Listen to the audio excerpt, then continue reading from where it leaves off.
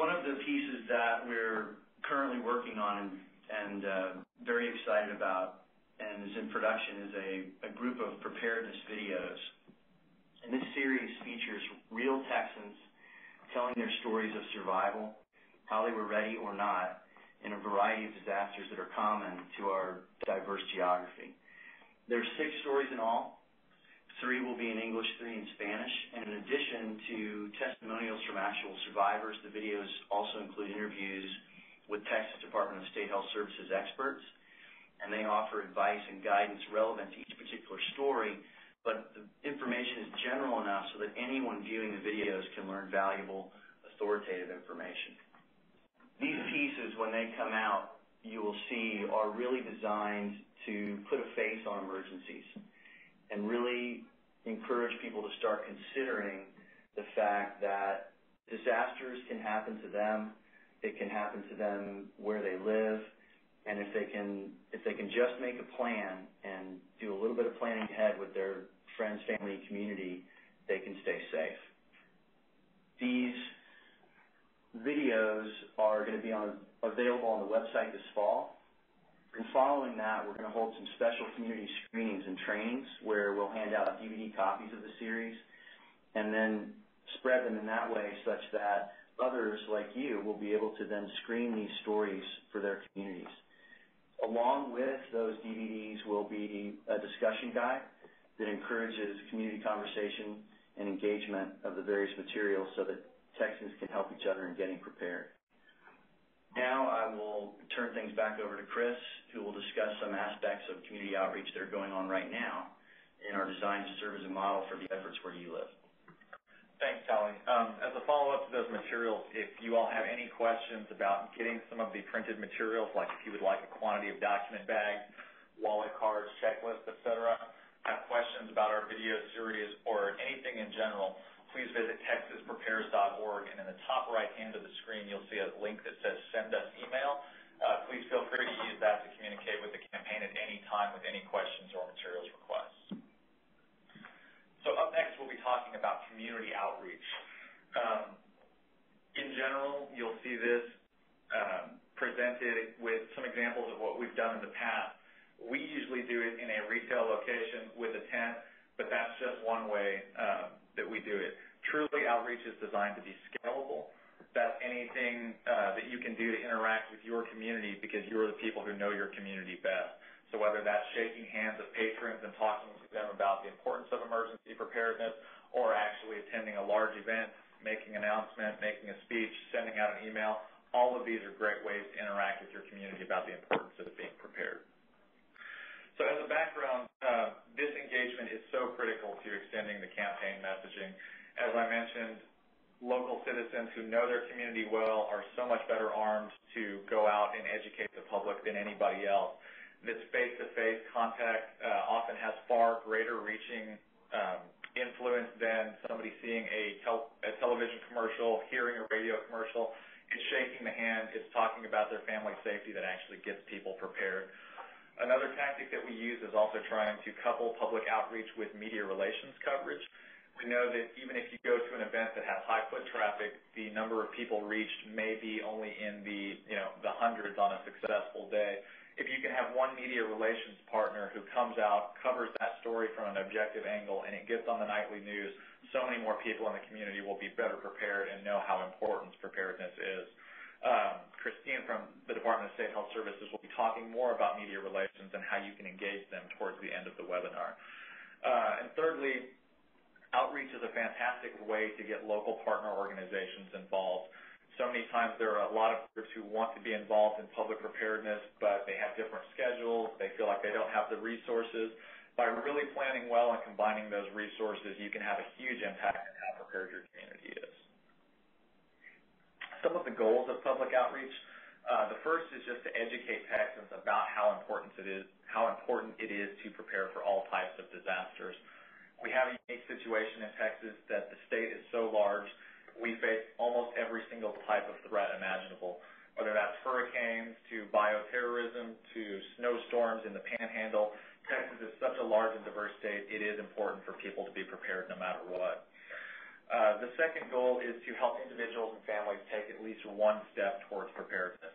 That's really the goal of outreach, is to get them to take that first step, because we found if you can get them to do it, they're much more likely to continue that process after they leave. Thirdly, we want to ensure that all Texans are included in the planning process, specifically special needs people, the elderly, anybody who may not be able to plan for themselves. These influencers and the BBXers, as William discussed earlier, are so critical in making a plan for everybody and making sure that people are taken care of. For outreach, we have some different key considerations, and they're what we're calling the 3 C's. Coordinate. Planning is really key. Advance notice, as we talked about with partners, so many times people want to do things together, but there's just not enough advance notice or not enough structure. Coordinating is key to any successful event, and you'll have a much more successful presence if you can adequately plan all of those. Collaborate. Partners can accomplish so much more by working together rather than having individual events. We know that there's a lot of different parties involved in emergency planning, such as first responders, divisions of emergency management, public health. All of those can come together and really create what we call a one-stop shop for preparedness. The third key is communication. We really can't stress this one enough. As you know, everybody has a busy schedule. Communicate, communicate, communicate. If you can keep that communication flowing at all levels, you're always going to have a successful event. Some of the strategy behind Ready or Not is, A, to make it fun and not be overwhelming. So we do that through a process that takes people through an interactive educational experience. It's an opportunity for partners and people with similar goals to really come together and create a place that people can come, get their questions answered, find out what threats their community faces, and find out the tools that they can use to really help get their family prepared. We like it to be beneficial for all involved, whether that's partners, the public, the host. All of those parties come together and really create an event that benefits the community as a whole. And the last point here is just that it is that one-stop shop for family preparedness. People always tell us that they feel that they're not prepared because it's such an overwhelming process, and they don't know, who to trust, basically. Do I go to a website? Do I talk to a local firefighter? Do I do this? By creating an event in your community, it's really easy to have that one-stop shop where people can get any questions answered and have materials that they can take away that are going to help them plan. Talking quickly about venues, as I mentioned earlier, all outreach is really designed to be scalable. We've done a lot of work with retail outlets such as H-E-B and Walmart in local communities. We find that this is one of the greatest places to do community outreach because it's one of the first places that people think of when they have a disaster.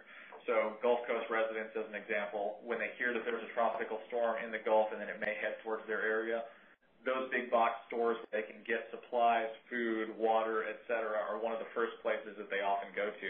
So doing outreach at those allows us to have that thought starter and get people prepared before it's too late. Some other suggested locations on here are just other places where large groups of people congregate. Community festivals and gatherings, faith-based communities, school events, whether that's a PTA meeting or getting educational materials to students, large employer campuses, many different places that Tally is going to talk about have groups of employees that work with management teams to make sure that their businesses can continue in the event of an emergency. So working with those managers to work with their employees and encourage them to prepare is a highly successful strategy. Also government agencies and municipal buildings, anywhere that you're going to have that large group of people who are listening to a message is a great opportunity to interject some of the messaging about why preparing is so important. The last point that we have on here is just that coordinating with the venue is key. When we first started the campaign, we almost underestimated how excited different places were going to be to work with us on this campaign and work to get the community prepared. Calling managers, working with stores, making those calls early, I think you'll be pleasantly surprised how many people are willing to donate space, money, materials in order to help out with this cause. So we have here an example timeline. Again, this is completely scalable, and if you were working with a local food bank to distribute materials to different clients as they come in, you obviously wouldn't need 12 weeks of planning. but this is kind of a middle-of-the-road, medium-sized event that you are going to have a media presence.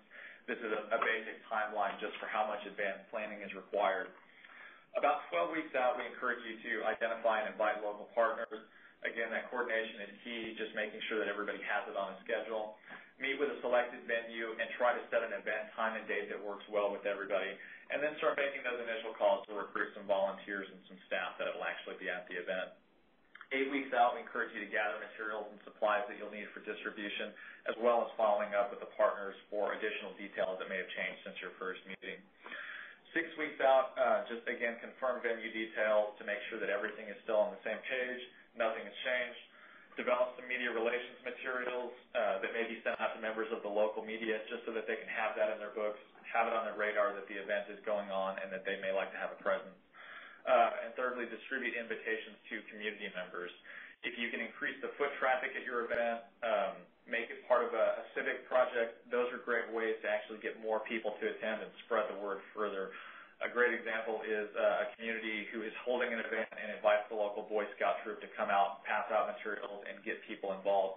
It's something that they feel good about doing, and it really helps out just in terms of manpower and spreading that message to as many as possible.